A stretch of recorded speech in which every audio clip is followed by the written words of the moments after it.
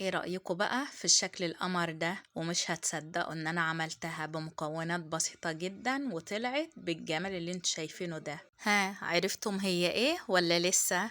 دي يا جماعة عجة بيض، بس مش اي عجة بيض، ده حاجة تانية خالص.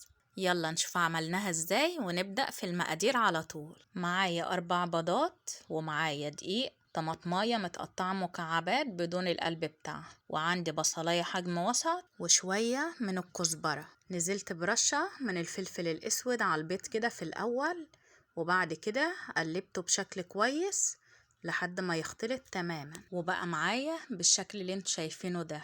هنزل عليه بالدقيق، لكل بيضة يا جماعة معلقتين 2 من الدقيق. نزلت بالدقيق وهخلطه بشكل كويس، وهنرجع نشوف هنعمل ايه مع بعض. وطبعا البيض لو كبير او صغير هيختلف معاكي في القوام بتاعه، يعني هو طلع معايا قوامه مظبوط زي ما انت شايفة كده.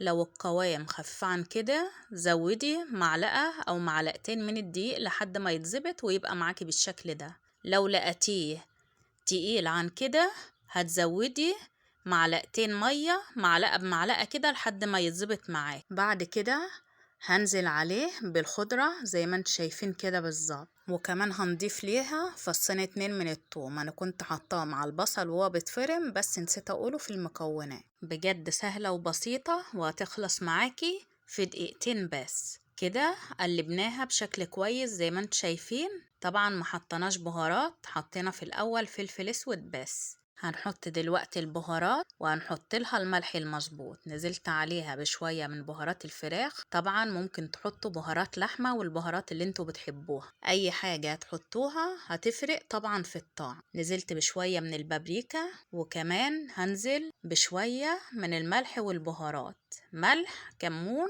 كزبرة وشطة. كمان حطيت شوية من السبع بهارات، ودي اخر اضافة معانا. كده العجة جاهزة معانا على التحمير، جهزناها في دقيقتين بس، ومكونات سهلة وبسيطة وبجد الطعم تحفة. تعالوا نشوف طريقة التشكيل السهلة أوي دي.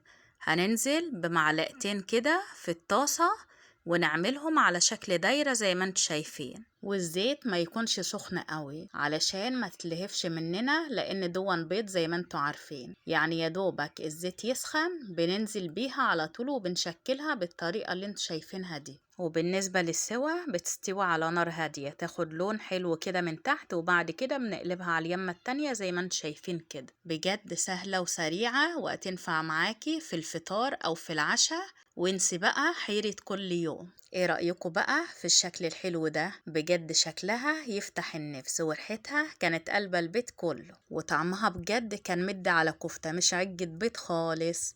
جربيها بالطريقة دي وقولي لي رأيك يا ست الكل. ولو وصلت معايا لحد هنا ياريت بقى تشجعيني بلايك واشتراك في القناة وتفعلي زر الجرس عشان يوصلك الوصفات الحلوة دي. هنعمل مع بعض وصفات سهلة وسريعة واقتصادية كمان، بس ياريت بقى تدعميني بلايك واشتراك علشان تشجعيني اعمل معاكي وصفات تانية كتير. طبعا هنا كنت بقلبها زي ما انتوا شايفين، وبصراحة يعني هتقلب معاكي بكل سهولة، وطريقتها سهلة جدا. لو أول مرة بتعمليها هتطلع معاكي ناجحة 100%. وكده كنت خلصت العجة، ودي كانت آخر كمية معايا. وبعد ما طلعت كده رشة ملح ببهارات ورشة من الكزبرة، وكلي بقى أحلى عجة ممكن تاكليها في حياتك. بصراحة يا جماعة الإضاءة ظلمها جدا، علشان كده رحت صورت كده تحت الشباك على نور ربنا. شوفوا كده اللون والشكل حلو ازاي، بجد تحفة. تعالوا بقى نفتح واحدة ونشوفها كده من جوه. ايه رأيكم بقى في الشكل الحلو ده؟ اتمنى تجربوها بالطريقة دي وتقولوا لي رأيكم في كومنت. ولو انت اول مرة تشوفيني طبعا يسعدني وجودك معانا. ولحد هنا بيكون خلص الفيديو بتاعنا. بتمنى من كل قلبي انه يكون نال رضاكم.